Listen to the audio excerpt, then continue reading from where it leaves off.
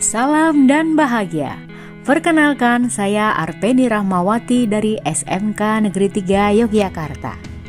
Dan saya adalah calon guru penggerak angkatan 7 dari wilayah Kota Yogyakarta. Kali ini saya akan menampilkan aksi nyata diseminasi budaya positif yang merupakan aksi nyata dari modul 1.4. Selamat menyaksikan.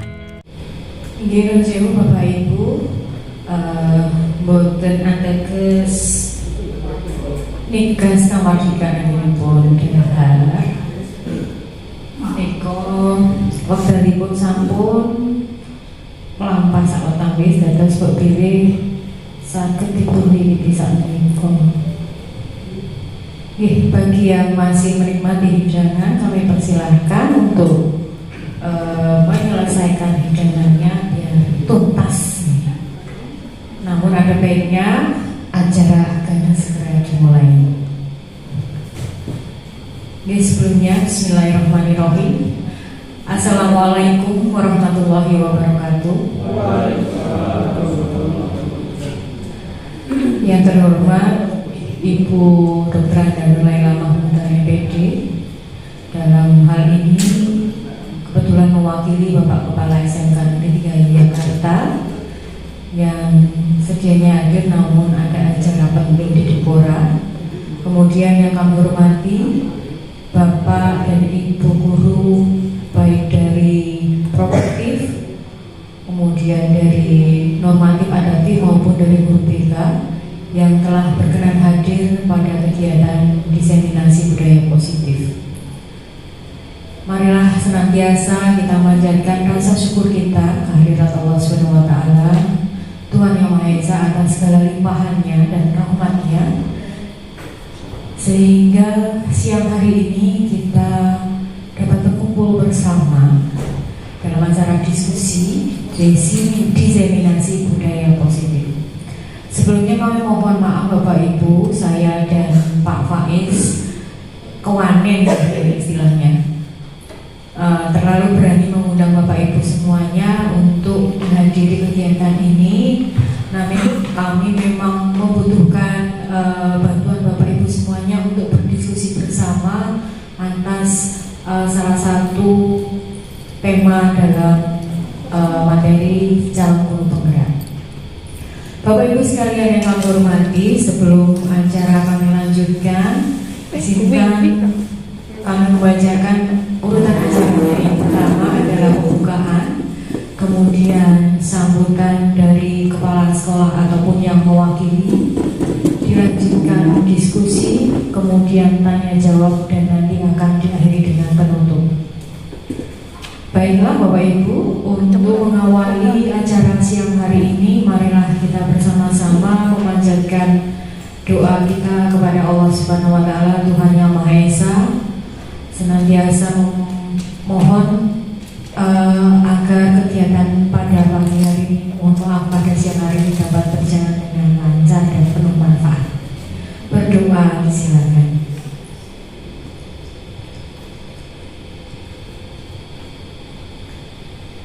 Cukup, terima kasih. Mohon maaf tadi berdoanya lupa, tidak pakai doa kita karena tidak apa-apa. Semoga tidak mengurangi esensi doa kita kepada Allah Subhanahu wa Ta'ala.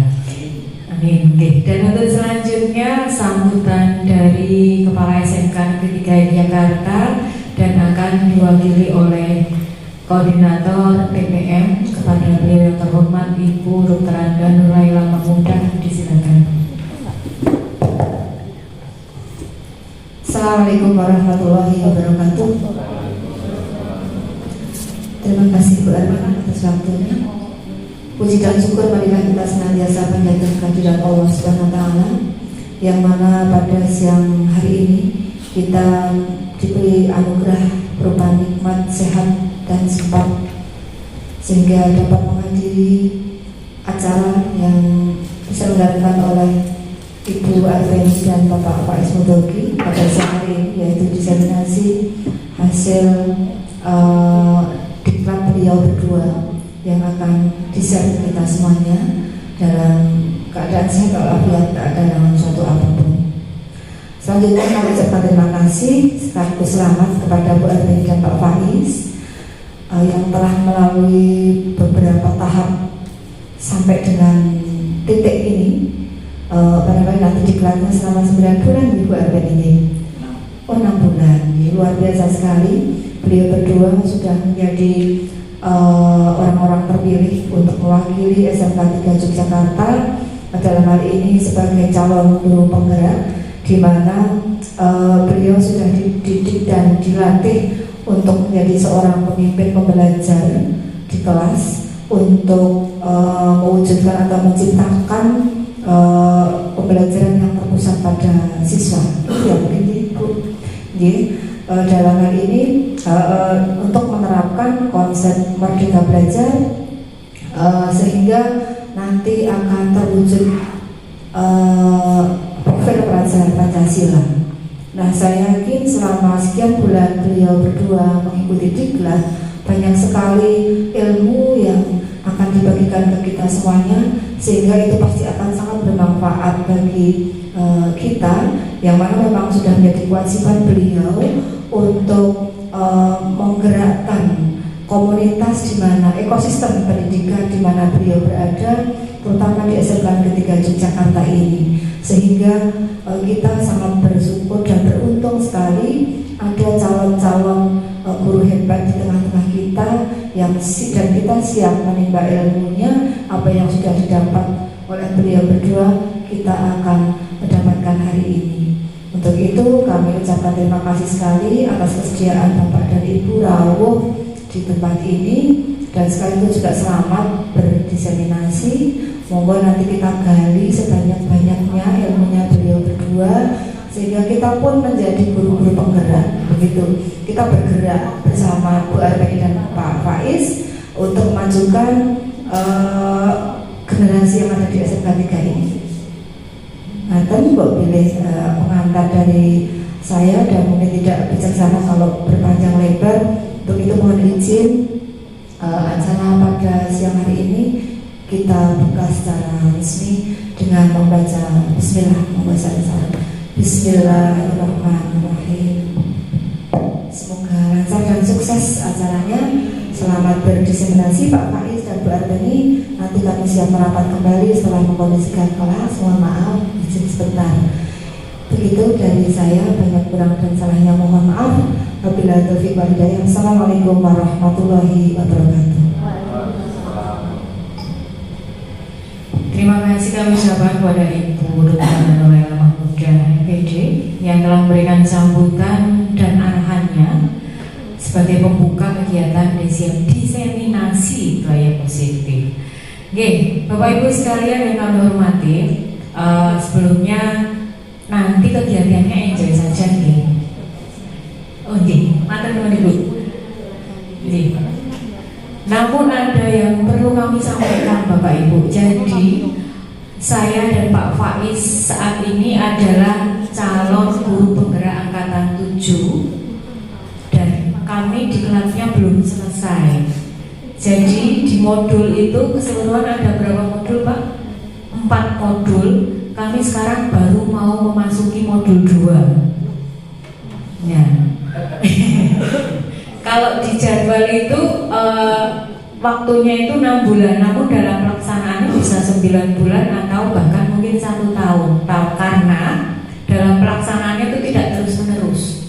Biasanya 2 minggu jalan, kemudian berhenti 1 minggu, 2 bulan jalan lagi, berhenti, 2 minggu jalan lagi, 1 minggu berhenti. Nah, seperti kemarin juga Desember, Januari kita libur, baru mau mulai lagi, saat ini baru mulai lagi. Nah, untuk itu yang akan kami sampaikan nanti belum semuanya. Jadi kami belum bisa menyampaikan keseluruhan atau inti dari materi guru penggerak. Yang kami sampaikan saat ini baru budaya positif dulu. Itu budaya positif itu modul 1.4. Jadi satu modul itu ada 4 tema. Nah, ini dari bagian itu, dari bagian modul 1. Seperempatnya modul 1 gitu. Nah, yang di sini yang kami sampaikan adalah budaya positif. Namun sebelum kami menyampaikan budaya positif, mungkin perlu kami sampaikan. Apakah di antara Bapak Ibu ada yang penasaran sakjane guru penggerak ki apa to? G. Dan mungkin banyak yang terbawa oleh ini apa ya? Terbawa oleh rumor berita-berita di luar sana bahwa calon guru penggerak harus dari kepala sekolah. Pada G. Memang ada klausul dalam peraturan menteri yang menyatakan demikian, tapi tidak semudah itu. G. Untuk menjadi kepala sekolah tidak semudah itu, banyak tahapannya. Ini hanya salah satu cara mungkin di suatu daerah yang kekurangan calon kepala sekolah sehingga membutuhkan kepala sekolah. Kok bila ada calon kepala sekolah yang sudah lulus guru penggerak, nah itu bisa. Tapi kalau tidak ya belum tentu. Nah, di sini guru penggerak itu intinya bisa bernilai 5 hal. Yang pertama adalah berpihak pada murid. Kemudian adalah guru yang mandiri. Mandiri itu bukan mandi sendiri. Mandiri itu berarti bisa berdikari, bisa menyelesaikan masalah sendiri. Kemudian reflektif, selalu berefleksi apapun yang telah dilakukan, bisa mengambil hikmahnya atau pelajaran dari setiap apa yang dilakukan. Kemudian kolaboratif, jadi guru penggerak itu diharapkan mampu berkolaborasi baik dengan siswa, dengan guru teman sejawat, dengan karyawan ataupun dari pihak-pihak lain di luar sekolah. Kemudian guru penggerak itu diharapkan juga inovatif. Inovatif itu bisa menjawab tantangan zaman. Jadi tidak stuck penyampaian materi pelajaran seperti itu terus, kemudian model pembelajarannya juga berinovasi, kemudian media pembelajaran juga berinovasi, dan mungkin bisa memunculkan ide-ide dalam membuat kegiatan-kegiatan di sekolah yang inovatif. Nah, intinya seperti ini. Jadi yang dipelajari itu ada yang keliru persepsi. Yang pertama adalah menyiapkan sebagai kepala sekolah, yang kedua adalah implementasi kurikulum merdeka, padahal bukan. Bahkan ada yang menganggap bahwa guru penggerak itu nanti membuat CP, membuat ATP, malah tidak sama sekali. Jadi kami tidak membuat CP, modul itu tidak membuat. Yang kami pelajari adalah seputaran ini. Mungkin ada yang bisa nambahin.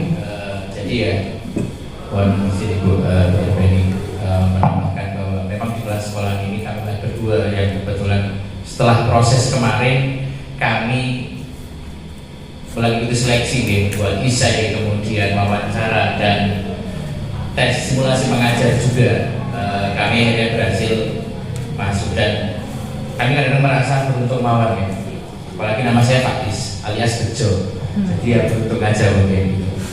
Jadi mungkin persepsi bahwa guru penggerak itu akan jadi kepala sekolah kayaknya terlalu muluk-muluk kalau menurut kami. Karena ya kalau menurut saya sih pribadi sih guru kepala sekolah itu jabatan politik. Kalau menurut saya kayak gitu, prosesnya terlalu panjang dan dari pengawas pun juga sepertinya juga masih terlalu jauh gitu ya. Tapi di sini hal yang satu hal yang kami rasakan berdua, kami jadi belajar kembali kepada ibu. Itu yang saya rasakan dan makanya juga saya mungkin jika ada ya kampanye guru penggerak gitu nih, dan dapat sangu terutama Pak dan Ibu. Kalau saya mengatakan kayak gitu ya, diniati belajar, bonusnya dapat sangu. Sama halnya mungkin kalau kemarin Pak Sidik itu aja ikut pembatik Bu, ya. Sama sebelah saya juga guru pembatik juga. Itu seperti kurang lebih kayak gitu menurut saya sih ya Bu Benny. Iya. Oke. Terus Bapak Ibu yang masih penasaran mungkin dengan guru penggerak dan kemarin mungkin takut nanti nek lulus jadi guru penggerak terus diutus jadi kepala sekolah, jangan takut karena memang belajarnya bukan itu. Oke, walaupun sebenarnya apa yang dipelajari itu sebenarnya sudah kita sebagian besar sudah kita lakukan ya Pak ya. Jadi ya kalau mungkin sebelum mulai seminasi ini bahwa nilai guru penggerak ini saya yakin ada di dalam diri Bapak dan Ibu semuanya. Saya yakin Bapak dan Ibu berpihak pada murid, Bapak dan Ibu mandiri. Saya yakin dalam proses mengajar Bapak Ibu juga mandiri, mengikuti diklat, berkeinginan untuk belajar. Saya yakin itu inovatif. Saya yakin Bapak dan Ibu juga memiliki inovasi sebetulnya dan sudah diterapkan pada anak-anak. Kemudian juga kolaborasi, mungkin yang jadi wali kelas berkolaborasi dengan guru BK, teman guru mapel lain, dengan wali kelas, dengan guru mapel, dan kemudian reflektif artinya ya belajar dari pengalaman-pengalaman yang mungkin dialaminya. Dan saya yakin nilai-nilai ini ada dalam diri Bapak dan Ibu semuanya. Hanya mungkin kemarin kami ditegaskan ya, dikuatkan di situ. Itu yang membedakan. Dan di sini mungkin ada proses kami di sini bukan bermaksud untuk menggurui, tapi kalau ibaratnya boba, Bapak dan Ibu mungkin tahu boba, dan saat ini mungkin kami hanya bukan memberi bumbunya, tapi memberi topping. Toppingnya mau topping coklat Milo ataupun toppingnya mau Oreo deploan gitu. Ini mungkin proses saat ini yang kami analogikan kayak gitu. Kalau nasi goreng ya toppingnya ya kok tambahin dadar, tambahin wortel, selada, biar gurih. Nah, lebih kayak gitu Bapak dan Ibu. Dan mungkin monggo Bu Arben. Benar sekali. Jadi ini mungkin yang kami sampaikan ini nanti mungkin Bapak Ibu sudah, oh iya aku ki wis tahu kok ngono kuwi. Sebenarnya seperti itu, dan ini mungkin menebalkan kembali ya, kalau istilahnya di dalam di kelas guru penggerak itu menebalkan kembali apa yang sudah kita miliki. Nah, kemudian di sini juga di program pendidikan guru penggerak itu yang selalu diagung-agungkan adalah ajaran Ki Hajar Dewantara. Jadi beberapa teori-teori Ki Hajar Dewantara yang dulu kita taunya hanya Engarso Song Tulodo, Madyo Nangun Karso, Tuturi Handayani, hanya 3 itu. Ternyata Ki Hajar Dewantara itu memunculkan banyak pemikiran yang tidak kita ketahui. Dan saya baru, oh ternyata beliau menulis seperti ini toh. Dan orang Barat pun menulisnya itu carry. Lebih dulu Ki Hajar Dewantara yang memunculkan ide itu. Banyak sekali. Oke, mungkin itu sekilas tentang guru penggerak, agar mungkin Bapak Ibu bisa membuka cakrawala kembali, atau mungkin bisa besok tak coba jajal ya. Siapa tahu tersaring mengikuti besok yang masih itu angkatan 9-10 ya. 9-10 masih. Kemudian, nah untuk saat ini materinya mungkin cukup banyak Bapak Ibu, tapi mungkin nanti kami akan menyampaikannya sekilas-sekilas saja, karena saya yakin Bapak Ibu sudah melaksanakannya di kelas. Yang pertama adalah perubahan paradigma belajar, kemudian disiplin positif, kemudian motivasi perilaku manusia, kemudian kebutuhan dasar manusia, posisi kontrol restitusi, kemudian keyakinan kelas, dan segitiga restitusi. Kira-kira sudah ada yang nyambung belum nih Bapak Ibu? Belum, oke. Tapi nanti isinya Bapak Ibu saya yakin sudah pernah melaksanakannya. Nah, sekali lagi mungkin saya tegaskan kembali, di sini kami menyampaikan hanya materi sebagian kecil, jadi kok sebulannya mengono. Nah, ini mungkin kami memberikan batasan dulu agar tidak terkesan kok tidak semuanya. Nah, terus ini sebelum memasuki materi ini saya membuka cakrawala, membuka paradigma Bapak Ibu semuanya. Di sini ada permainan, monggo. Bu Eti ini biasanya yang semangat untuk permainan seperti ini, sama siapa ya biasanya? Si Ramen itu sinten biasa? Oh Bu Widya, Bu Widya.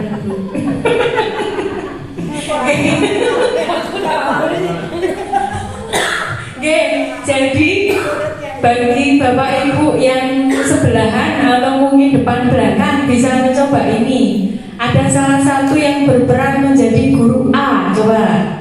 Monggo dipilih, Bu Widya guru A atau guru B? Guru A B. Oke. Monggo Pak Ibu Betty dengan siapa mencari teman Pak Jumari, pilih yang mana coba? Hah? Boleh. Ya, di sini ada sedikit ilustrasi, mungkin nanti bisa menggiring kita untuk materi berikutnya. Nah, guru A, cobalah kepalan tangan Anda dan dengan sangat kuat Anda membayangkan sedang memegang sesuatu barang yang sangat berharga. Kira-kira genggam apa Bu Widya? Kok gue?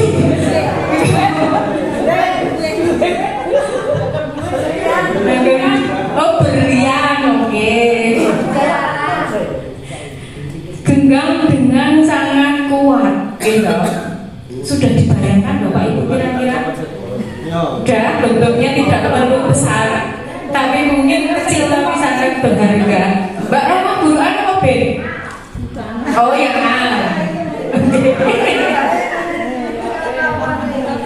Nah, kemudian guru B coba membuka kepalan tangan guru A dengan berbagai cara. Boleh menunjuk. Oke, gimana Pak?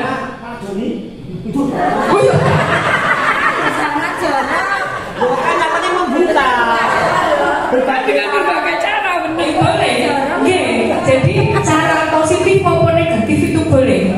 Yang berperan jadi guru B, boleh membujuk, boleh merayu, boleh mengancam maupun mengintimidasi. Coba saya dilakukan Bapak Ibu. 1, 2, 3, ayo. Saya ingin dengar.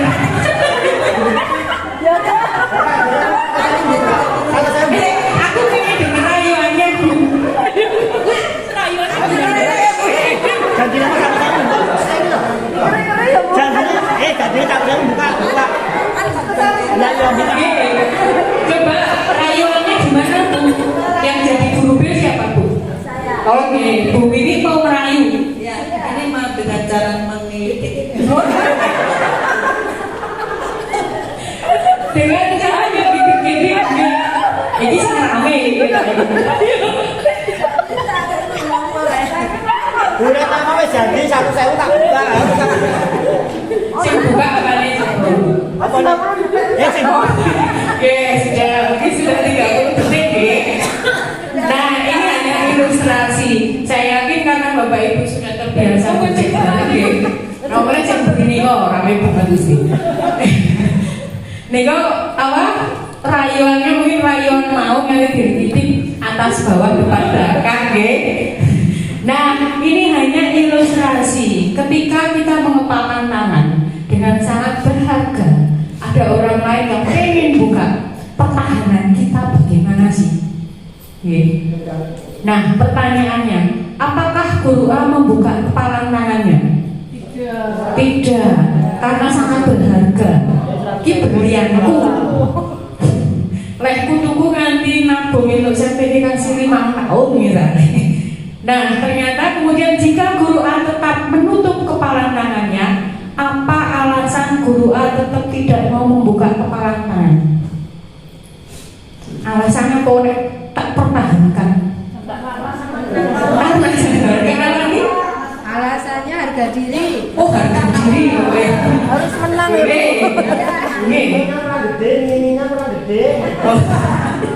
Jadi karena gengsi ya Bisa, pasti punya motif sendiri-sendiri. Karena ini berharga, ojo nanti diduweni wong liya. Gitu. Nah, saya tidak mau tahu isinya, motifnya apa. Saya hanya ingin mengajak Bapak Ibu untuk berpikir dalam kegiatan ini sesungguhnya siapa yang memegang kendali atau kontrol untuk membuka atau menutup kepalan tangan? Kita sendiri. Jadi pengendali kontrolnya adalah diri kita sendiri. Jadi di sini sebagai ilustrasi bahwa apapun rayuannya, apapun kejadian di luar, kalau kita sudah punya kontrol, ya sudah, kita punya prinsip, tidak akan terlalu terpengaruh. Nah, ini hubungannya dengan budaya positif. Kalau mengambil dari Ki Hajar Dewantara, mardika iku jarwanyo, noramung lepasing panggrek, nanging uga kuat kuwasa mandiri priyangga.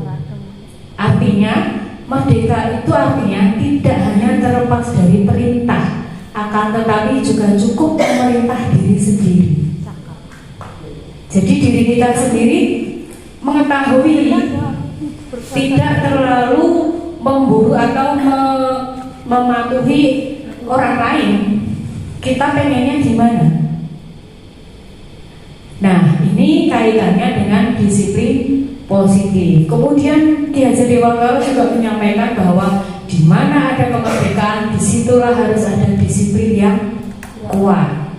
Sungguh pun disiplin itu bersifat self-disiplin, yaitu kita sendiri yang mewajibkan dengan sekeras-kerasnya, tetapi itu sama saja. Sebab jika kita tidak cakap melakukan self-disiplin, wajiblah penguasa lain mendisiplinkan diri kita. Dan peraturan demikian itulah harus ada dalam suasana yang merdeka. Jadi merdeka dalam arti itu bukan merdeka sak kepinake dhewe, tapi kita punya kontrol. Kita udah harus tahu mana yang positif dan mana yang negatif. Nah, ini memang membutuhkan keyakinan diri bahwa apa yang harus kita lakukan benar-benar kita sadari dampaknya harus positif. Nah, kaitannya dengan guru, disiplin positif itu guru mampu membentuk disiplin positif dengan menanamkan motivasi akan penumbuhan disiplin yang berasal dalam diri murid yang memacu nilai-nilai kebijakan universal.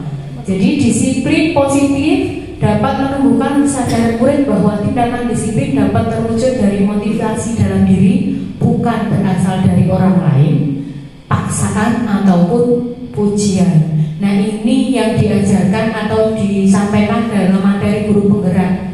Piye caramu dadi guru ben murid iki sadar nek kudu disiplin. Disiplinnya orang mergo wedi, orang mergo pengen direm, tapi benar-benar sadar bahwa disiplin itu penting gitu. Nah, itu Bu Widya yang jago kalau untuk ini. Bawa paksa apa ini? Jadi ini memang tantangan terbesar seorang guru itu menyadarkan siswanya. Kita pasti mempunyai berbagai cara. Caranya mungkin disesuaikan dengan keadaan murid kita. Tapi nanti Pak Faiz mungkin nanti akan menyampaikan ataupun saya nanti gantian nih penyampaian materinya. Cara yang umum itu seharusnya yang seperti apa nanti ada. Nah, kemudian materi yang kedua adalah membuka wawasan kita bagaimana motivasi perilaku manusia. Jadi seorang manusia itu secara lahiriah itu terlahir itu biasanya punya motivasi apa saja sih? Ini yang disampaikan dalam materi guru penggerak, yaitu manusia itu paling tidak mempunyai 3 motivasi untuk menghindari ketidaknyamanan atau hubungan. Jadi ketika manusia mau disiplin, nomor 1 ada yang seperti itu. Jadi manusia mau disiplin itu untuk menghindari ketidaknyamanan. Ben ora dihukum, aku butuh disiplin. Gimana Bu? Oh, benar diseti. Lahirnya mungkin ada yang seperti itu. Dan kedua, untuk mendapatkan imbalan atau penghargaan dari orang lain. Sifat lahiriah manusia pasti ada yang seperti ini. Seperti saya dulu ketika kecil, gitu, puasa kelas 1 SD, engko nek poso 30 dino, nanti maghrib, poso dino tak naik duit 2.000. 30 hari kali 2.000. Zaman dulu kan sudah lumayan. Nah, ini lahiriah manusia juga ada motivasi seperti ini. Kemudian yang ketiga, untuk menjadi orang yang merdeka, mohon maaf itu salah ketik. Untuk menjadi orang yang mereka inginkan dan menghargai diri sendiri dengan nilai-nilai yang mereka percaya. Ini maksudnya orang disiplin benar-benar pengen menghargai diri sendiri, tanpa pengen pujian, tanpa pengen penghargaan, atau tanpa rasa ketakutan karena dihukum. Jadi regani awakku dhewe. Nek aku wis disiplin, ayem. Nah, ada manusia yang mempunyai motivasi seperti ini. Kemudian di kelas bagaimana? Guru harus mengidentifikasi motivasi yang ada pada diri murid. Nah, jika motivasi murid ada 2 hal ini, yaitu untuk menghindari ketidaknyamanan atau hukuman, atau untuk mendapatkan imbalan atau penghargaan dari orang lain, maka guru harus memotivasi. Nah, guru harus memotivasi, ini tadi tugas kita bersama sebagai guru, bahwa kowe nek positif ya benar-benar tumbuh dalam diri kamu sendiri. Jangan karena takut sama Bu Ujian nanti disuruh push up misalnya. Jangan nanti karena takut sama Pak Sidik misalnya nanti konggaran nanti pengen telulas misalnya gitu. Jangan karena bisa Orang pulau. Nah, jadi ini memang sulit. Saya sendiri juga kadang gemes ya Bapak Ibu melihat anak-anak kita yang sebegitu hebatnya tenaga dan energinya untuk memunculkan ini memang butuh perjuangan keras. Nah, mungkin itu tadi untuk awalan saja untuk sampai kepada terakhir. Nah, untuk Pak Faiz akan menyampaikan materi posisi kontrol seorang guru. Jadi ketika guru menghadapi siswa untuk mendisiplinkan siswa itu ada berbagai tipe. Nah, nanti kita bisa refleksi bersama. Kita ketika menghukum atau menghardik siswa itu kita posisinya sebagai apa toh? Nanti coba. Monggo Pak Faiz. Baik,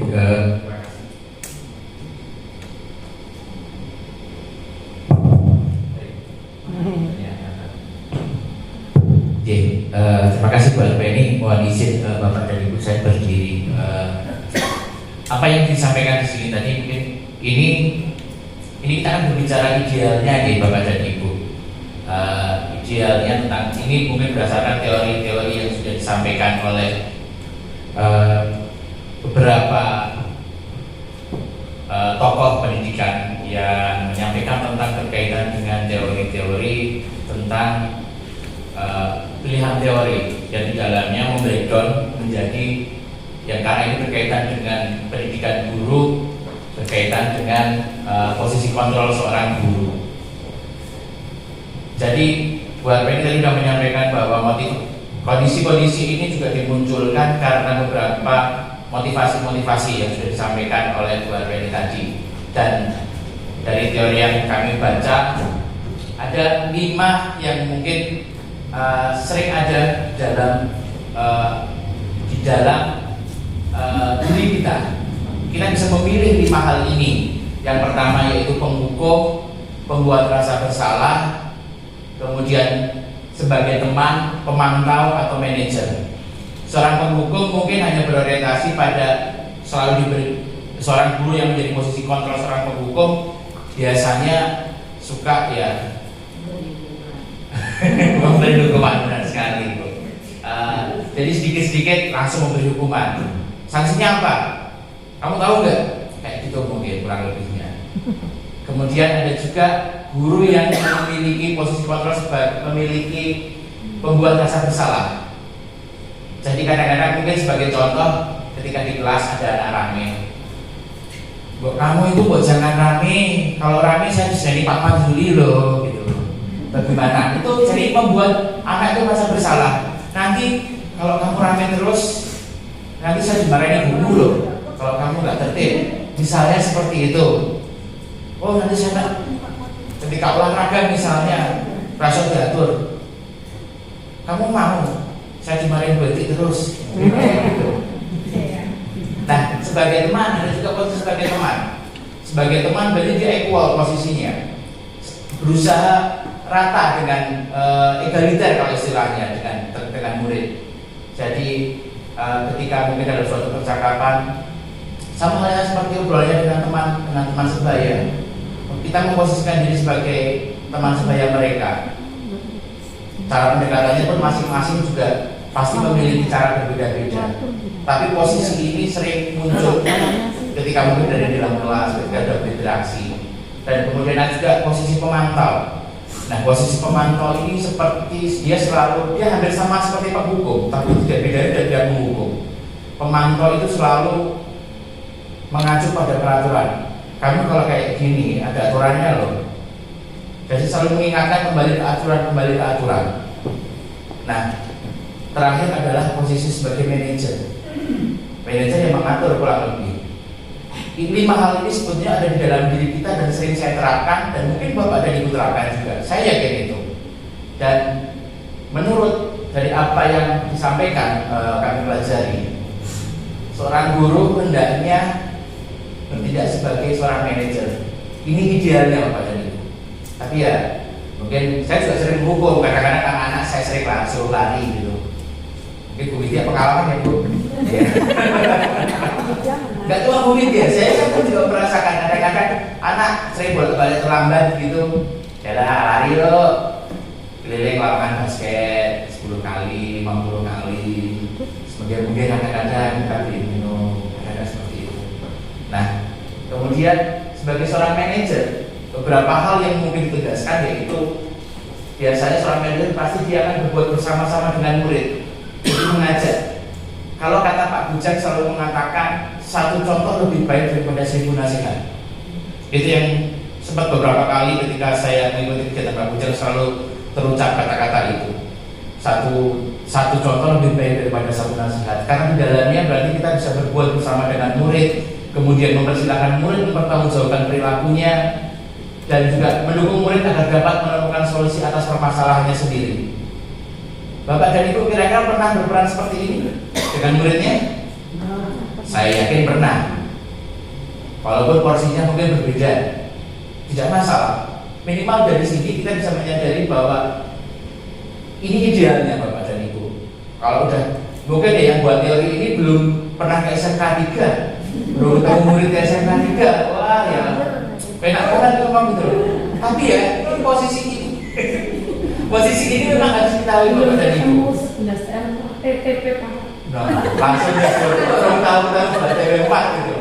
11 Baik. Guru sebagai manajer dengan menerapkan posisi sebagai manajer, guru akan menjadikan murid seperti ya sebagai manajer pada murid-murid yang mengatur, kurang lebih seperti itu. Dan sebagai seorang manajer berarti dia secara nggak lebih secara tidak langsung ya memang tidak menjadi langsung seperti penghukum, kemudian seperti membuat rasa bersalah, tapi dia lebih mengatur seperti disampaikan barusan.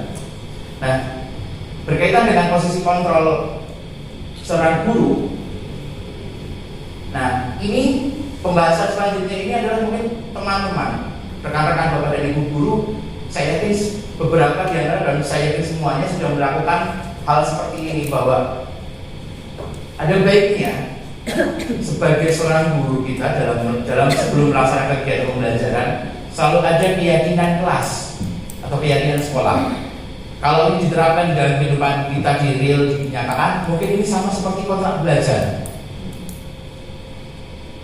Nah, keyakinan kelas kita pasti masing-masing dalam sebagai seorang guru memiliki tujuan dan yang positif kepada anak-anak. Nah, itu sebetulnya bisa dikatakan sebagai sebuah keyakinan. Jadi di dalam keyakinan tersebut bermaksud artinya di dalamnya ada nilai-nilai positif yang bertujuan untuk membangun ataupun meningkatkan pendidikan atau kemampuan dari anak-anak sesuai dengan tujuan dari mata pelajaran tersebut misalnya. Nah, guru di sini mewujudkan keyakinan atau kesepakatan kelas melalui kesepakatan bersama murid. Jadi ini sama. Ketika pelajaran sebelum pelajaran saling membuat kesepakatan. Siswa boleh seperti ini, guru boleh seperti ini. Tapi juga bukan berarti bebas menentukannya. Kalau saya yakin kalau murid-murid disuruh bikin kesepakatan, bebas makan minum, misalnya, boleh sampai naik dewe. Tetap ada fungsi kontrol juga kita sebagai seorang guru. Dan mungkin ada beberapa dari kita, kadang-kadang saya juga sering lupa juga membuat keyakinan kelas. Dan ini mungkin bisa kita mulai lagi. Jadi kalau ibaratnya saya kasih di awal mengatakan kegiatan ini seperti ngasih topeng Bapak dan Ibu. Jadi ibaratnya ini sudah ada bebannya, saya kasih topeng Korea aja. Saya yakin teman-teman rekan-rekan guru di sini sudah melaksanakan hal ini. Nah, ada beberapa hal yang perlu diperhatikan dalam pembuatan keyakinan kelas ini. Nah, memang keyakinan kelas bersifat abstrak ya. Jadi kayak luas sekali, banyak hal. Dan nah biasanya ya daripada peraturan, tidak apa-apa jangan aja. Santai lawan Bu, ini santai tapi serius, agak-agak serius. Nah, keyakinan kelas di sini bisa berupa pernyataan universal dalam artian ya kayak tadi yang saya sampaikan, kesepakatan misalnya siswa tidak boleh terlambat atau ada boleh terlambat sekian menit. Kemudian guru pun juga sama, biar ada posisi equal atau rata, egaliter sama, bisa disepakati juga guru tidak boleh terlambat atau maksimal sekian. Nah, di dalamnya juga perlu ada konsekuensi. Nah, konsekuensi itu pun juga perlu disepakati bersama. Jangan sampai justru semakin dia sama-sama menyepakati dalam hal ini. Nah, di sini juga dijelaskan keyakinan kelas sebenarnya tidak terlalu banyak, sangat kebanyakan. Yang penting ada aja dan sama-sama paling penting mungkin keterlambatan, kemudian mungkin yang ramai di kelas, tidur. Nah, mungkin biar misalnya biar seimbang, guru siswa biar tidak tidur, ya guru jangan cerita terus. Bahwa saya cerita di sini kayak ngantuk juga ada. Nah, kan sama aja sebetulnya gitu. Kemudian beberapa hal saya yakin Bapak dan Ibu sudah sangat memahami ini. Makanya saya tidak terlalu panjang menjelaskan. Nah, ini hal terakhir ini berkaitan dengan penerapan masalah dengan segitiga restitusi. Jadi restitusi itu kurang lebih mungkin nanti akan saya tambahkan ke penjelasan lagi setelah ini. Restitusi seperti pengganti Bapak dan Ibu kalau saya secara bahasa menurut saya. Jadi pengganti agar misalnya anak melakukan kesalahan, kita minta dia itu untuk menggantikan biar perasaan yang dia alami atau kesalahan yang dia alami bisa impas. Itu kalau bahasa yang saya tangkap ya.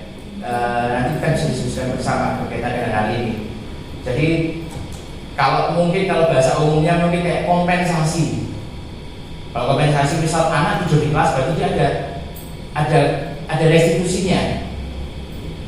Ini yang dialami oleh beberapa ataupun teori yang disampaikan kepada kami sebagai guru penggerak. Nah, ada beberapa hal yang perlu dilakukan seorang guru. Kalau di BK sebetulnya kami sudah melakukannya. Jadi guru menerapkan segala restitusi dengan menyelesaikan masalah.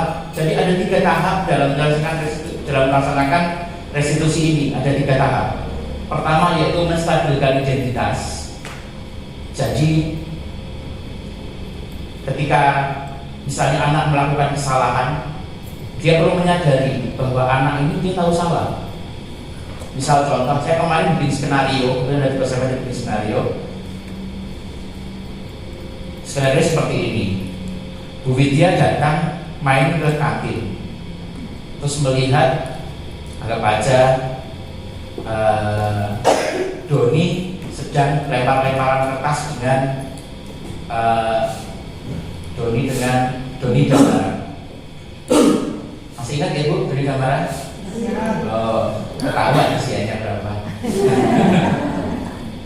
Jadi Doni dan gambaran sedang melempar-lemparan kertas. Bu Widya sedang melihat itu. Tiba-tiba Pak Bujang datang. Tiba-tiba ketika lempar-lemparan kertasnya nempel Pak Bujang. Nah, terus mereka lari. Bu Widya tahu yang memang Doni dan gambaran. Akhirnya Bu Widya lapor ke saya di guru BK.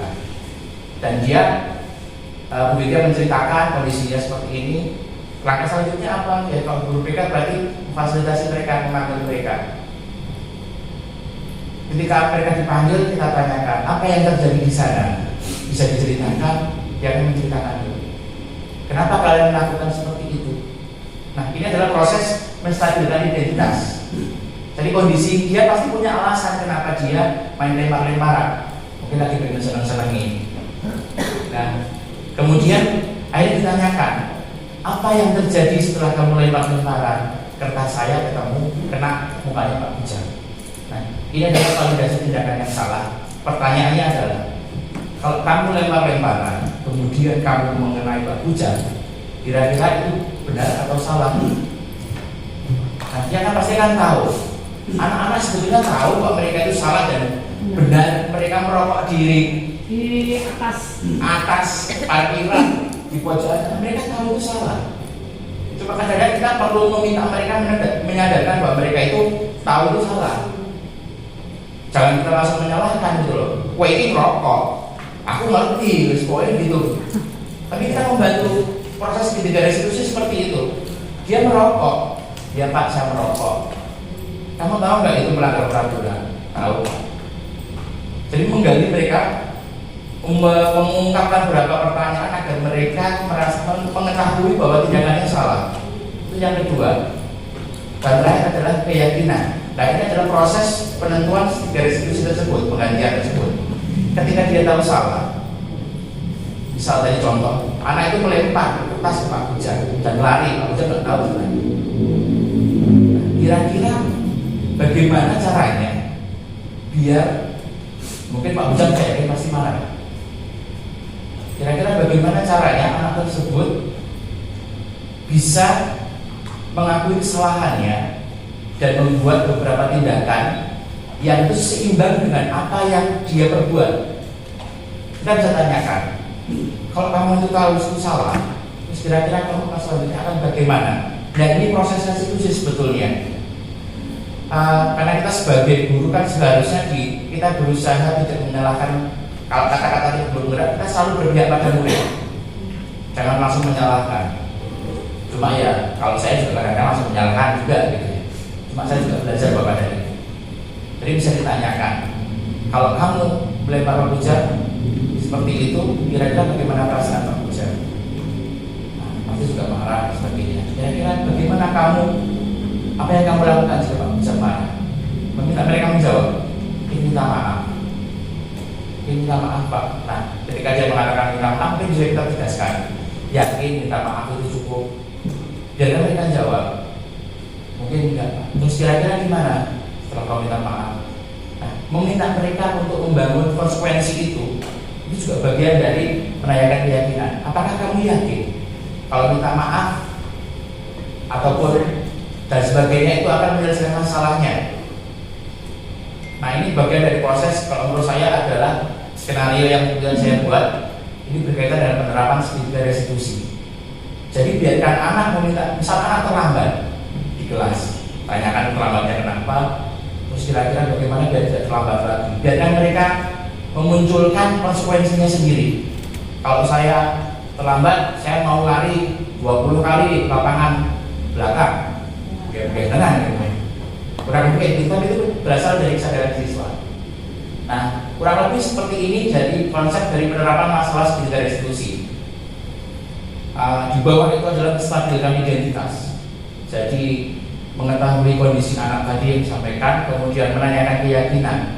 Jadi setelah digali bahwa mereka tahu mereka itu salah, kemudian menegaskan kembali apakah yang akan dia lakukan. Kalian melakukan akan memberikan, maksudnya kalau yang kembali ke contoh tadi, apakah dengan minta maaf akan membuat selesai permasalahannya, misal biar Pak Bujang gak marah lagi, biar mereka menyimpulkan. Nah, kemudian validasi tindakan yang salah ya, yang itu sudah saya sampaikan tadi barusan. Segitiga ini kurang lebih bisa menjadi prinsip dalam penerapan ataupun penindakan yang terlalu keras nih, dalam menangani permasalahan anak. Dan selanjutnya akan disampaikan oleh Mbak Arbeni Rom.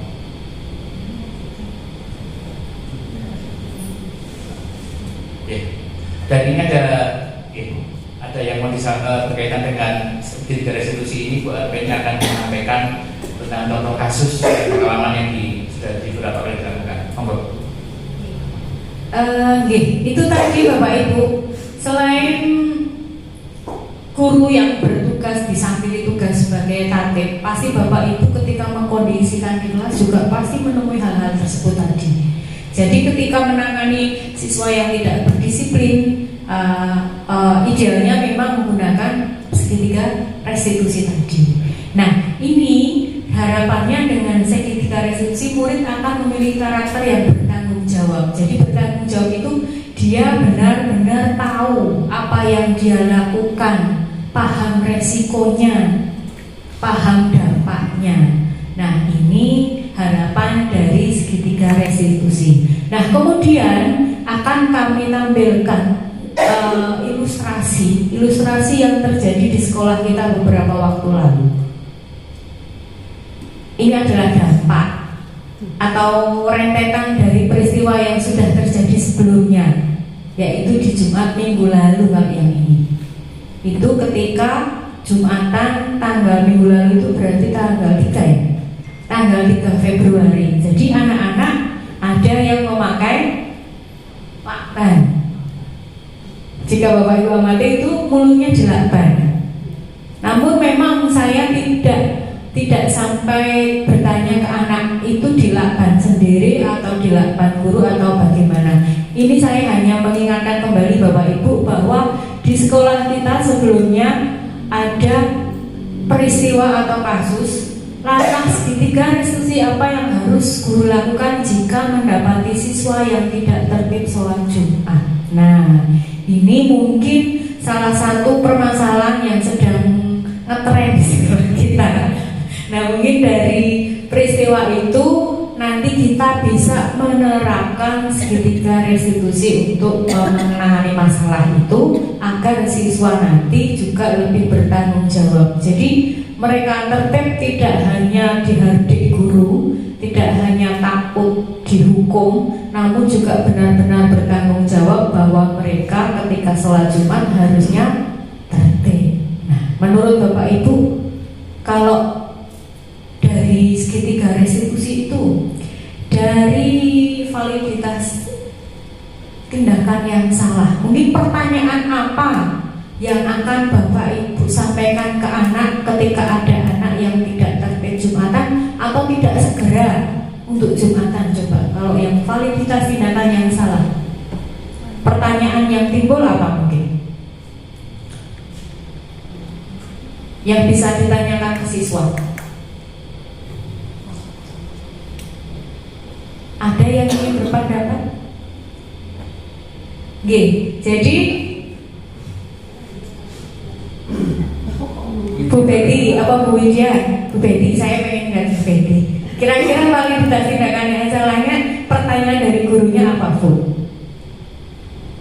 Saya mau teman sebenarnya kasus yang real kemarin ya Bu ya, itu saya secara pribadi itu berpikir pada dasarnya sebenarnya kita itu krisis rasa pekewuh, hari Senin berikutnya itu sebenarnya saya yang ketemu dengan anak-anak langsung itu sudah saya tanya satu-satu. Jadi terus dibalik ke anaknya, kalau menurut Anda, seperti Pak Wais tadi, menurut Anda ada kejadian seperti hari Jumat kemarin, menurut Anda itu solusinya seperti apa? Macam-macam solusinya. Menurut mereka itu solusinya macam-macam. Jadi pada dasarnya itu mungkin kalau sholat Jumat itu kan kita ngerti itu wajib ya, tetapi kan hukum wajib itu mungkin saja anak-anak kita belum ngerti wajib itu sing kepiye, sunah itu sing kepiye. Jadi pertanyaan kita, apakah tidak sebaiknya dinolkan dulu dasar dari sholat Jumat itu apa? Anda ngerti belum hukum sholat Jumat itu wajib atau sunnah? Itu Bu, matur nuwun. Jadi mungkin bisa dimulai dari menanyakan keyakinan itu. Kalau dari dinolkan, jadi geraknya dari menanyakan keyakinan dulu. Kamu tahu nggak hukumnya sholat Jumat seperti apa? Hukumnya sholat Jumat seperti apa? Nah, berarti Bu Betty sudah melakukan segitiga restitusi. Begitu. Nah, mungkin dari itu memang membutuhkan usaha yang luar biasa ya Bapak Ibu, karena memang anak-anak kita itu kan masih dalam usia remaja. Kemudian tadi jika idealnya guru itu tidak boleh jadi penghukum, nyatanya kalau kita tidak memberikan hukuman juga tidak mudah. Maka dari itu untuk mencapai ini memang agak susah. Jadi butuh butuh kerja keras kita bersama. Inilah dalam guru penggerak yang bisa kita ambil di sini adalah nilai kolaboratif. Jadi ada kolaborasi antara siswa, guru, kemudian karyawan, semua warga sekolah berkolaborasi agar ketika sholat Jumat bisa lebih tertib. Namun idealnya memang tadi seperti itu. Bu Betty sudah menyampaikan bahwa kamu tahu nggak sholat Jumat itu wajib. Wajibnya seperti apa, rukunnya seperti apa. Berarti Bu Betty sudah mulai menerapkan segitiga restitusi dari menanyakan keyakinan. Kalau anak-anak memang sudah tidak tahu wajibnya seperti apa, rukunnya seperti apa, kan bisa bergerak menstabilkan identitas itu. Setiap orang pasti pernah melakukan kesalahan. Jadi setelah tahu anak-anak itu kan kita jadi maklum. Oh, ini cerita nanti yo. Sholat Jumat itu kudu ini. Kemudian kemarin ada sujud sahwi itu, ya ada yang tidak tahu sujud sahwi harus seperti apa, bentuknya kok orang salam gitu. Nah itu, jadi dari itu kemudian menstabilkan identitas, kemudian kita bisa memvalidasi tindakan yang salah. Berarti ini gue bengok-bengok keliru gitu. Mungkin itu Bu Betty bergeraknya dari menanyakan keyakinan sudah dilakukan, kemudian ada yang menstabilkan identitas dan ada validitas yang salah. Ini salah satu contoh. Saya yakin Bapak Ibu setiap hari menemui ketidaktertiban, ketidakdisiplinan anak-anak kita di kelas. Apalagi saya beberapa hari ini juga sedang galak nyitani sandal jepit ya dengan berbagai alasan. Kalau ada alasan yang masih sakit, saya maklumi, tapi anak-anak kita itu ternyata 1000 macam alasan lah. Dising sandal, sepatunya jebol, teles dan sebagainya. Nah ini kerja keras kita bersama agar apa yang sudah kita sepakati bersama di sekolah ini. Kalau yang kita bicarakan dari awal sampai akhir kan tentang kelas. Mungkin ada kesepakatan-kesepakatan lain di luar kelas yang mungkin belum kita bahas. Mungkin yang lingkupnya lebih besar, tentang aturan di sekolah, aturan untuk guru, aturan untuk karyawan dan sebagainya. Guys, Bapak Ibu, itu tadi salah satu materi guru penggerak modul 1.4. Nah, untuk yang lain-lainnya, materi yang lain mungkin ada kesempatan kami untuk berbagi. Insya Allah nanti kami akan berbagi. Mungkin materi yang lain jika diinginkan nanti dari PKP mungkin akan memfasilitasi. Insya Allah kami akan siap berbagi. Nah sebelum kami tutup, monggo Bapak Ibu ada yang ingin disampaikan atau mungkin ada pertanyaan, sharing pengalaman juga boleh dari budaya positif ini. Mungkin dari restitusi atau guru kontrol tadi sebagai penghukum, sebagai manajer. Menurut saya misalnya, saya kok nggak suka kalau guru itu sebagai manajer, paling efektif ya jadi penghukum misalnya seperti itu. Monggo Bapak Ibu kami persilahkan jika ingin sharing ataupun ada pertanyaan tentang umum guru penggerak. Siapakah ada yang berminat mau daftar juga boleh. Monggo. Awas guru penggerak. Kalau penggerak itu ramai ya. G. Tapi kan idealnya itu kan guru sebagai manajer. G. Tetapi di situ tadi kan ada 5. Ya, kalau tidak salah itu ada 5. Iya. 5 ya. Nah. Penghukum. G. Nah. Itu kira-kira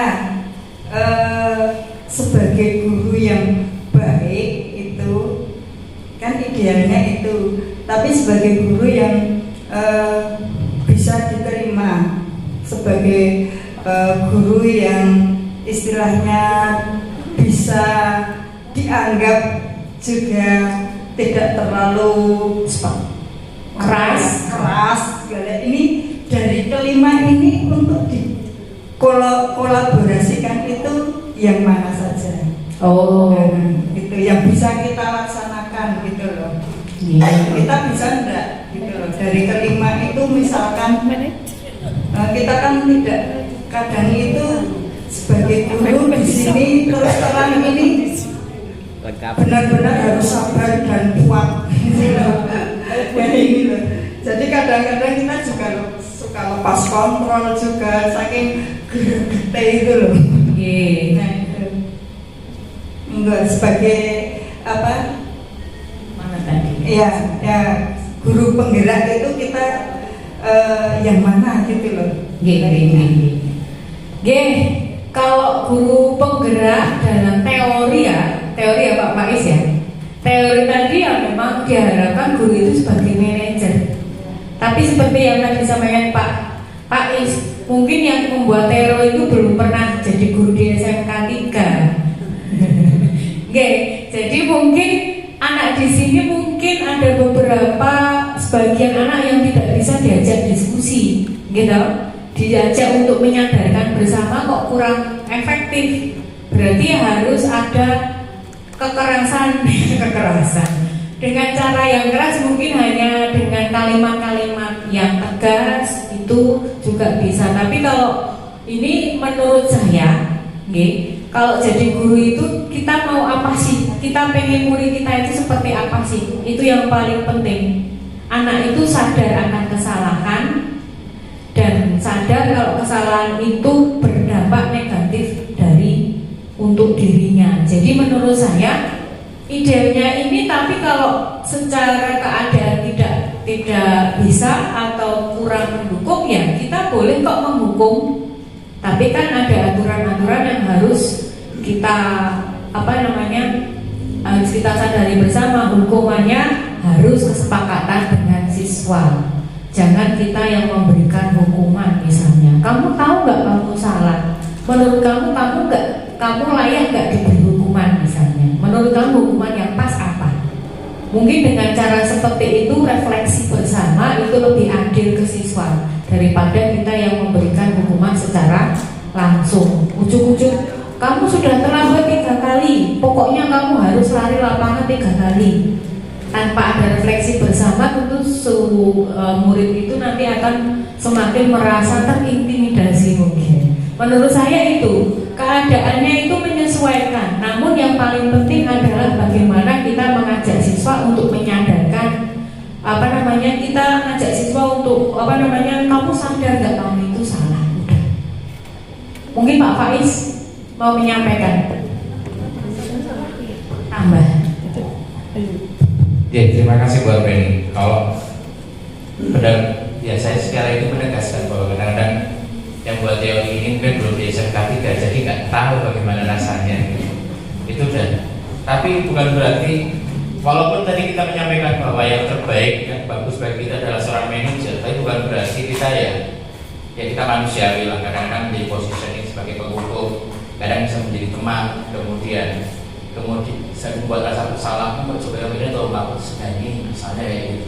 Itu kalau menurut pribadi saya, ya kita kadang memposisikan diri bapak dan ibu. Kalau menurut saya sekali lagi, karena teori ini ataupun takaran ideal ini kalau dibawa ke SMK 3 yang benar-benar jauh dari kata ideal, memang nggak bisa dalam posisi sebagai seorang manajer dan sebagai kontrol sebagai seorang guru. Tapi juga kadang-kadang kita harus mempunyai posisi sebagai seorang hukum. Ya, seperti dengan penerapan segitiga restitusi tadi, tidak langsung menghukum, ya biarkan kita bersepakat menerapkan segitiga restitusi lah, kurang lebihnya kayak gitu. Anak teriak-teriak di kelas misalnya pasti ada alasannya. Mungkin dia kesurupan, mungkin yang pernah megang STM 1 mungkin ada yang seperti itu. Nah, mungkin anak kita contoh anak tidur di kelas. Anak tidur di kelas, mungkin kita akan menanyakan, kenapa kamu tidur di kelas? Pasti dia alasannya karena kecapean. Kenapa kecapean? Karena saya nyopi. Karena nyopi. Oh, ya. Kenapa kamu nyopi? Karena nyari uang. Sopi. Ya. Kenapa kamu nyopi? Karena butuh uang. Kenapa kamu butuh uang? Uangnya buat apa? Buat senang-senang misalnya. Loh. Nanti pada akhirnya kita juga akan berbagi juga konsep mana yang urgent, mana yang penting dan mendesak. Kalau di konsepnya di BK itu kami dan beberapa teman-teman semuanya pada konsep mendesak dan penting.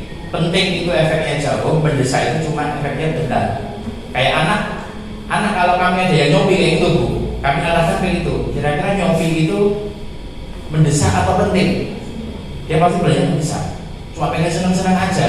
Tapi mungkin ada juga yang anak yang kita ditanya kenapa nyobi, mungkin karena dia nggak dikasih uang saku sama orang tuanya.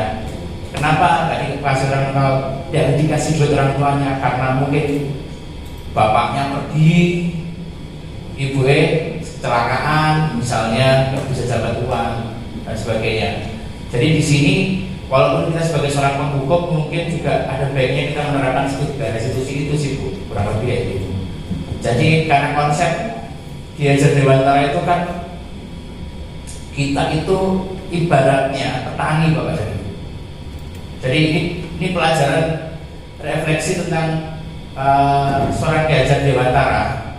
Kami biasa menyebutnya KHD, Ki-Hajar Dewantara.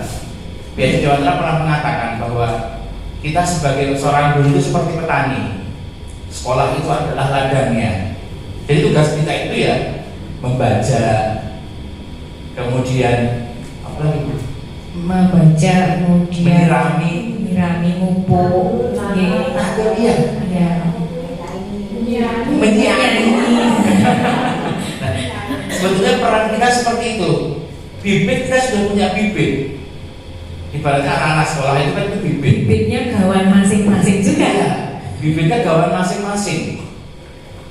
Ki-Hajar Dewantara menegaskan pada kita bahwa kita sebagai seorang petani, kita nggak bisa merubah apa ya gen alamnya, misalnya bocah ini saya benar dan sebagainya, mungkin kita nggak bisa merubah, tapi kita bisa memupuk mereka, kita bisa menyirami mereka dengan hal positif tentunya. Makanya materi kali ini kan tentang budaya positif. Kita mengharap bahwa kita dalam memberikan atau menegakkan aturan, kemudian menghukum ataupun itu dengan konsep positif, makanya ada restitusi di sini. Dan juga tidak lupa Ki-Hajar Dewantara, saya sekali lagi mengutip karena ketika saya belajar awal-awal ya Mbak Penny, saya seperti dengan Mbak Penny, ternyata Ki-Hajar Dewantara itu gak cuma sistem among saja yang ada. Saya tahu ya cuma Tuturi Handayani, ing ngarsa Suntulojo, ing Madya Mangun Karso, Tuturi Handayani. Saya tahunya dari dulu itu cuma itu. Ya kemarin nambah ya. Banyak. Nambah banyak. Ternyata Ki-Hajar Dewantara jauh sebelum ada Montessori, ada Fabel, dia sudah menciptakan konsep bagaimana seharusnya seorang pendidik terhadap muridnya. Kita itu menuntun, kita itu hanya mendampingi anak. Kita tidak memaksakan dia. Cuma sekali lagi ada proses politik di Indonesia ini bahasa susah nih, kurikulum dan sebagainya. Tapi kita mengembalikan ke akar kita sebagai guru. Kita harus berpihak pada murid. Kita juga harus inovatif. Kita harus mandiri. Kemudian kita juga harus reflektif terhadap sesuatu dan juga kolaboratif. Makanya di kurikulum Merdeka ada asesmen diagnostik ya. Saya juga belum paham itu Bu, asesmen diagnostik itu apa. Tapi di situ mungkin ya asesmen berkaitan dengan kondisi siswa, asesmen daya belajar, kepribadian dan sebagainya. Mungkin seperti itu. Ini jadi jawaban saya nggak kalau itu kayaknya momennya pas sih masuk itu.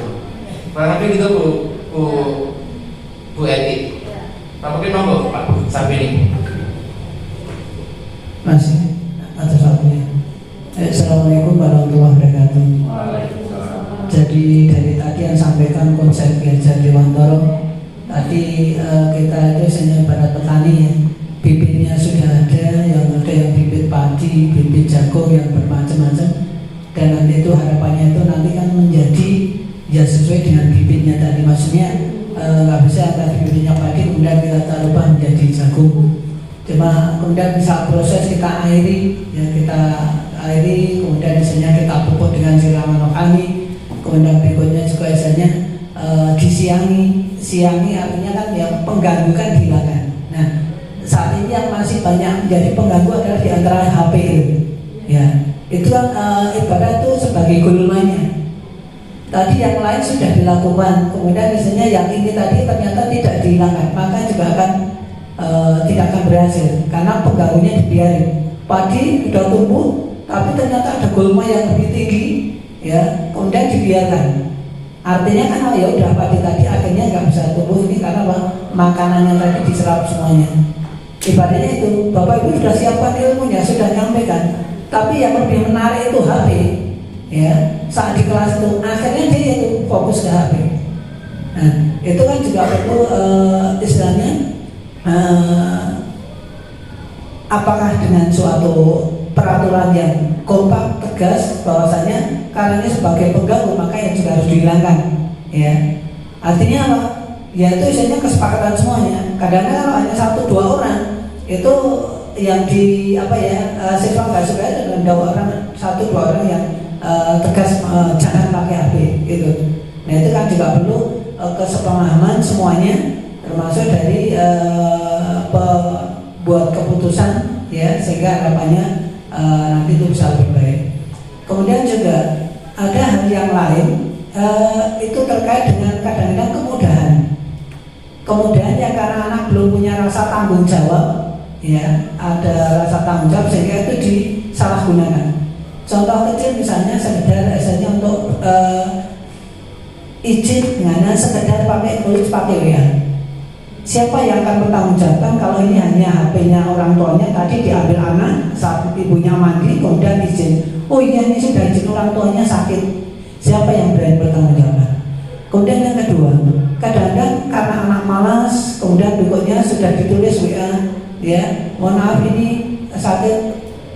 Sebagai contoh tadi pagi saya milih dengan anak HP Taruna, kemudian saya minta mas laporannya mas. Begitu laporan saya TI1, TI2 langsung kami laporkan pada wali kelas, Bu, Pak, mohon ini dikirim ke orang tuanya, ya.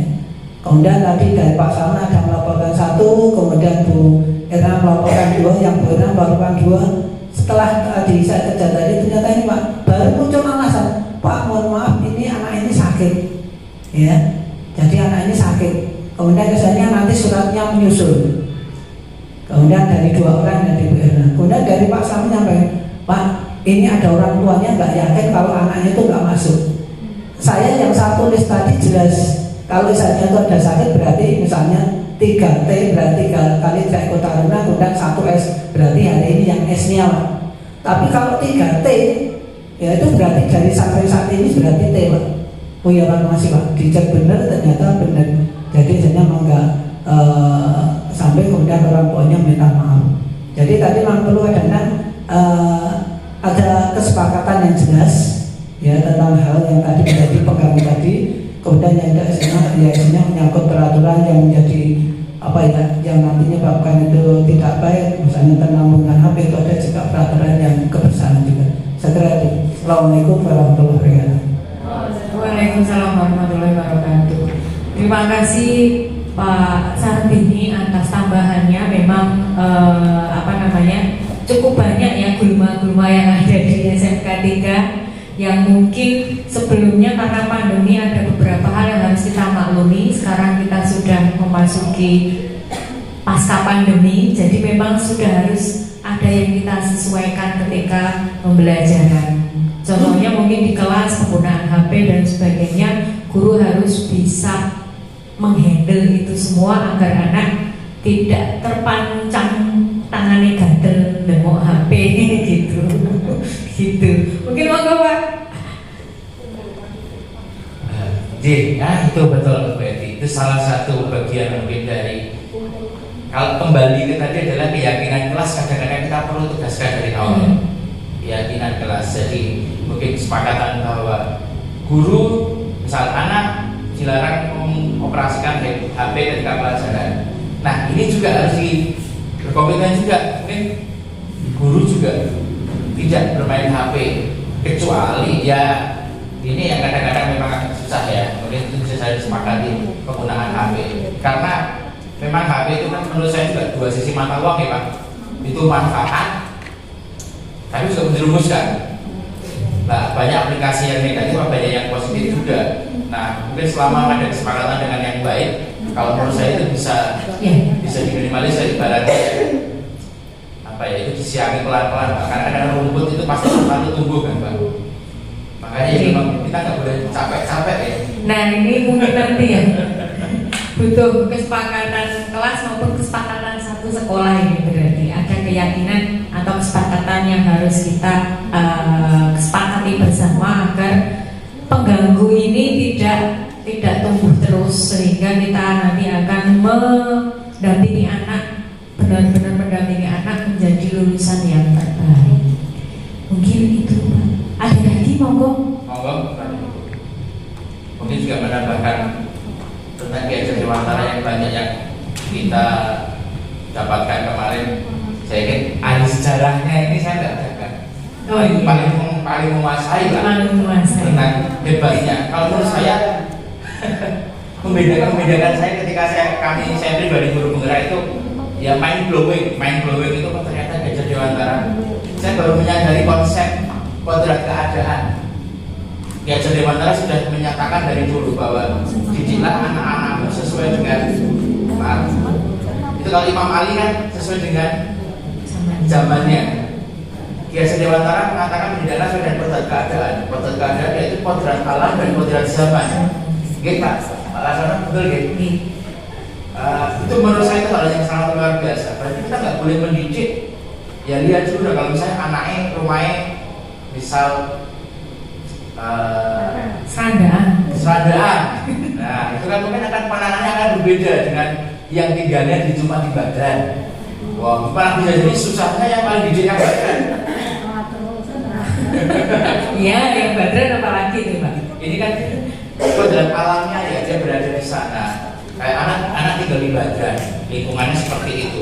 Kita sudah tahu, kita harus memahami juga anak ketika tinggal di lingkungan seperti itu ya akan tidak memenuhi syarat. maaf kalimat kata-kata Maksimal 5 menit. ahilweonya itu pasti barang. begitu juga pada zaman anak-anak yang seperti yang disampaikan Pak Sarpini tadi, handphone itu salah satu bagian dari kodrat zaman. Ya abad 21 sudah menjadi bagian dari liane tua-tua wis menjadi satu revolusi. Ya Allah, ini KTP menghadapinya. Kalau kita Monggo mungkin ada yang mau diskusikan lagi. saya ketelu. Monggo. Monggo Ibu. Terus aku tuh full aku yo ora iso. Aku. Terima kasih Pak Gubernur. Liane kita suatu selama jadi guru BK di sini tahun ini yang itu wajib ada masalah yang wajib ngirim. menurut saya Ada anak sing manual. agak pelit ya Bu, karena ada jurusan tertentu itu yang saling berpacaran dengan temannya itu banyak. Jadi kalau saya mikir, saya kan diminta untuk kalau bisa memutuskan pacarnya itu medot tali katresnan kan tidak tali pengen mengeluarkan tali charger ya. Jadi satu sisi mereka itu memang seusia dia untuk jatuh cinta, tertarik sama lawan jenis. Apalagi dengan kasus terakhir tragedi kamar mandi itu. Jadi tadi pagi saya ketemu Bu Betty. Kenapa Bu? Karena saya sekarang kayak jadi trauma, sering keliling kamar mandi Bu. Sama lorong-lorong gitu. Jadi selain karena ngasihkan surat undangan, saya juga terus tidur di kelas. Jadi saya tuh mikir apakah karena efek sering tidur di kelas jadi saling ketertarikan itu ada, atau juga karena efek kemarin pandemi, jadi anak lebih lihat YouTube itu banyak, jadi cerita-cerita rumah banyak, jadi ini banyak sekali yang harus saya pedot talikan kesenannya itu. Saya tuh mikir gimana saya caranya. Saya mengatakan bahwa saya tidak bisa mengatakan bahwa kamu itu tidak boleh pacaran karena memang masa kamu masa untuk tertarik, tapi tidak diperbolehkan untuk pacaran di sekolah. Nah saya tuh sedang berpikir gimana caranya supaya saya itu bisa medot mereka tapi tidak medot tapi yang medot ini loh maksudnya. Ya itu saja ya. Saya mengatakannya dewasa dulu, menikah, kemudian seperti yang pintu masuk ke sana itu. Dan saya selalu mengatakan begini, kalau kamu itu nanti jadi sampai sampai ke pelaminan. Mereka rata-rata yang laki-laki saya tanya, apakah kamu dengan pasanganmu ingin sampai ke pelaminan? Iya, saya kaget. Belum bisa kalian sudah mikir bahwa pasangan mereka itu akan naik ke pelaminan. Dan saya kan bicara nih, saya karena cinta itu kan dari sang ilahi. Kalau saya kemudian caranya kasar, saya merusak kodrat alam ini. Kalau saya diamkan, saya doyak terus sama wali kelasnya. Bu, udah ketemu belum? Satu persatu toh Bu, masa dikumpul ke terus jadi kayak gimana ya, pasangan terus kumpul ke saya khotbah gitu kan? Ya saya akan ngandung nikah ini PR saya yang cukup berat.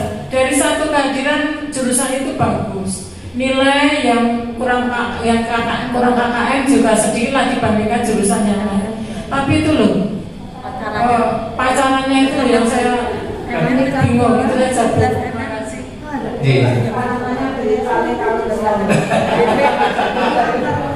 Itu kontrak Pak. Benar. Terima kasih Bu Brantia. Pasti diyakini Yes. Mungkin untuk menjawab apa yang disampaikan oleh Bu Mari tadi, kita bisa kembali ke segitiga restitusi itu buat Bapak dan Ibu. Kalau ada masalah, kita harus bisa menerapkan segitiga restitusi. Anak-anak itu pasti tahu kan ya Bu, kalau apa yang dia lakukan pacaran dengan teman itu salah, apa efeknya, konsekuensinya, anak-anak pasti paham. Dan memang agak susah ya, seperti tadi kata Ki Hajar Dewantara bahwa kita adalah sebagai petani gitu. Kita mungkin tidak bisa memaksa. Paling Bu Brantia mengatakan itu adalah kodratnya mereka laki-laki dan wanita seperti itu. Dan kalau kita memaksa pun akan ada efek-efek tertentu yang mungkin ya bisa jadi lebih parah. Karena kadang-kadang seperti pasir tadi, kalau kata saya lupa kata saya. Anak kalau kita genggam, anak itu seperti pasir kan. Kita genggam pasir, dia pasti akan keluar sedikit-sedikit. Kita kadang-kadang mengembalikan ke fitrahnya lah, kembali ke basic. Tapi menurut saya apa yang dialami oleh Bu Mari memang salah satu media permasalahan yang aplikasi dari segitiga restitusi. Ya segitiga restitusi itu sebetulnya ya kayak layanan mereka itu sebetulnya. Jadi menggali dulu permasalahannya, kenapa, kemudian menyadarkan mereka bahwa mereka itu salah, kemudian ada konsekuensi. Mungkin mereka tidak diajarkan makmurin itu seperti apa, kan bisa jadi seperti itu. Mereka dia mengkonsumsi media-media informasi yang ciuman itu boleh, yang mohon maaf yang mungkin kayak di Amerika kayak gitu, dan sebagainya. Nah mungkin mereka dia nggak tahu. Ya anak kalau nggak tahu kan katanya kalau nggak tahu nggak dosa kan? Sah gitu. Nah ini tapi ya itu memang PR. Kalau menurut saya itu memang salah satu aplikasi dari segitiga restitusi Bu Mari. Dan Bu Mari lebih hebat karena di aplikasinya itu sebetulnya basicnya kayak bimbingan dan konseling sebetulnya. Enggak Bu Armin. Saya kira kok tadi Pak Faiz sudah menyampaikan bahwa permasalahan anak-anak kita ataupun mungkin diri kita sendiri dengan penerapan segitiga restitusi, entah bergeraknya dari validitas dulu atau menstabilkan dulu atau menanyakan keyakinan dulu, kita bergerak dari itu. Kemudian kalau untuk menyoroti masalahnya Bu Mari yang pacaran itu, memang anak sekarang itu saya kalau bilangnya itu kowe iki sing gede mung awakmu tok. Jadi secara mental mereka itu kadang nggak dongan Bapak Ibu. Mereka tidak paham kalau itu isin, kalau itu memalukan, kalau itu tidak sopan. Itu kadang anak-anak benar-benar tidak tahu. Kamu tahu nggak sih kalau Bapak Ibu jalan di depanmu sementara kamu kakinya di atas kursi itu sopan atau tidak? Ya nggak apa-apa tau Bu, itu nggak sopan. Jadi memang anak-anak kita sekarang kelas 10, 11, 12 memang lebih banyak harus kita diajak dongeng oke, diskusi ini yang sopan dan tidak, ini yang patut dan tidak, termasuk yang perasaan tadi ya Bu. Itu mungkin misalnya saya tidak bisa membendung perasaanmu gitu, tapi tolong empat papan jangan di sekolah, mungkin seperti itu. Kalau untuk urusannya itu nanti urusanmu dirimu dengan Tuhanmu, tapi kalau di sini sudah seperti itu kamu sudah nggak punya rasa malu kalau saya seperti itu. Mungkin seperti itu yang mungkin kami sampaikan. Jadi segitiga restitusi adalah salah satu ya, mungkin ada pedoman yang lain. Mungkin dari segitiga restitusi itu ada salah satu pedoman untuk kita bergerak bagaimana mengatasi masalah di kelas. Mungkin itu saja. Jadi monggo Bapak dan Ibu, mungkin kita waktunya 5 menit lagi. Ternyata seru ya. Siap. Nanti kita catat. Oke. Semoga ada tema yang menarik lagi ya. Oke. Kurang lebih seperti itu Bapak dan Ibu. Mungkin yang kami sampaikan tadi hanya sebatas, ya kalau saya selalu mengatakan ini topik, mungkin minggu pagi ini bawang goreng untuk nasi gorengan di Bapak dan Ibu. Bapak dan Ibu sudah, saya yakin memiliki nilai-nilai guru penggerak, dan bahkan guru-guru senior saya ada Bu Tami, Pak Sarbi, Bu Betty dan yang lainnya pasti lebih memiliki pengalaman. Memang kadang-kadang di guru penggerak ini kami kebetulan ya hanya belajar lagi Bapak dan Ibu. Sebetulnya apa yang disampaikan di sini sudah banyak, sudah dialami oleh Bapak dan Ibu, dan karenanya itu juga Bapak dan Ibu kami selalu pengen mengajak teman-teman, rekan-rekan guru di sini untuk juga ikut dalam guru penggerak. Memang lama Bapak dan Ibu, 6 bulan, tapi full. Kalau Bapak dan Ibu mungkin pernah mengalami kemarin di kelas sebelum kurikulum itu apa ya Bu kemarin? Oh yang itu 10 hari itu. Yang IHT itu loh, yang pakai Google. Nah, kurang lebih kayak gitu. Cuma bedanya sebulan sekali disambungi. Dan itu bedanya kok kayak gitu. Dan ya efek-efek yang muncul dari sini itu anggap aja bonus. Berteman dengan banyak teman itu aja. Dan kepala sekolah, pengawas itu jauh sekali kalau menurut saya, jauh sekali jangkauannya. Itu hanya kepet-kepet biar terus rasa enggak. Kalau menurut saya seperti itu. Kepala sekolah itu adalah jabatan politik kalau menurut saya. Kalau tidak ada dukungan, faktor X itu juga telah jadi. Pengawas pun nggak tahu, mungkin ada lagi dalam sejarah setelah Pak Purmanto yang bukan kepala sekolah jadi pengawas, ya udah nggak ada lagi ya bukan gubernur Leland. Jadi monggo teman-teman kita belajar bersama jadi guru penggerak, dan apapun hasilnya itu bonus. Kita bisa ngobrol lagi ya mungkin tahun depan Bu Eti. Oh iya, saya dukung Bu Eti untuk daftar. Tak daftar Bu Nek orang iso daftar. Betul. Sudah jadi guru, sudah yang berarti kan setiap Sabtu kan harus digunakan waktunya tadi, artinya saya nggak jadi. Hanya sebulan sekali Pak. Sebulan sekali Pak. Iya, cuma kan artinya kan hari yang harusnya dikeluarkan jadi langsung Kan keluarganya masih ada 31 Pak.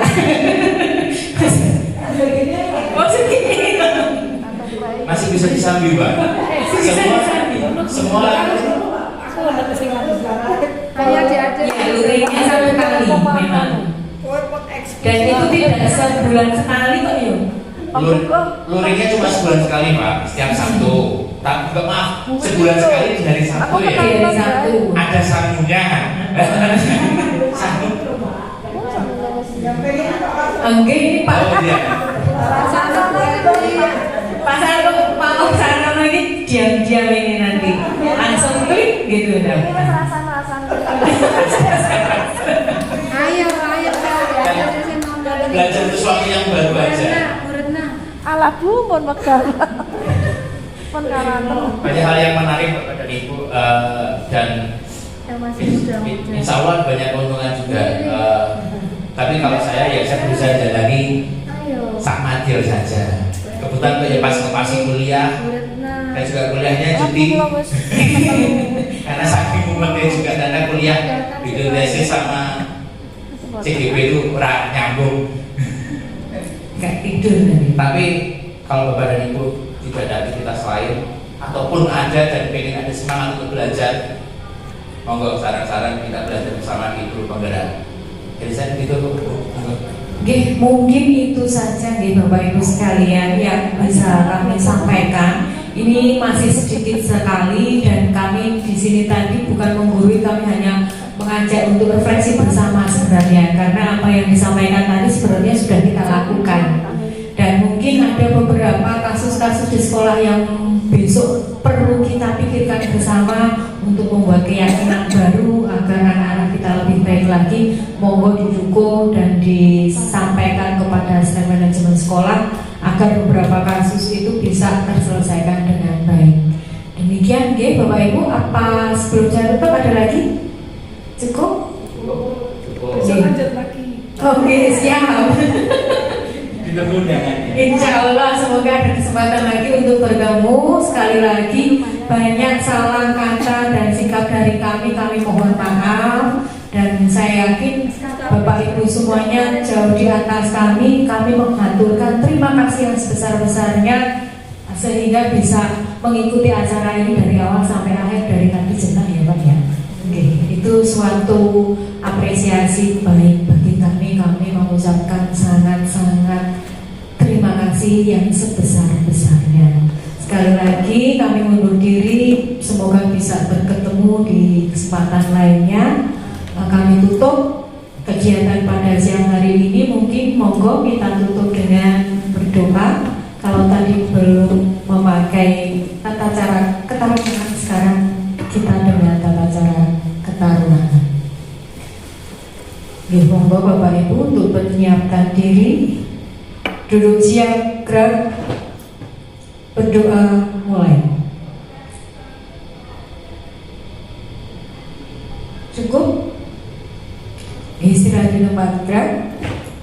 Terima kasih dari kami. Wassalamualaikum warahmatullahi wabarakatuh. Waalaikumsalam.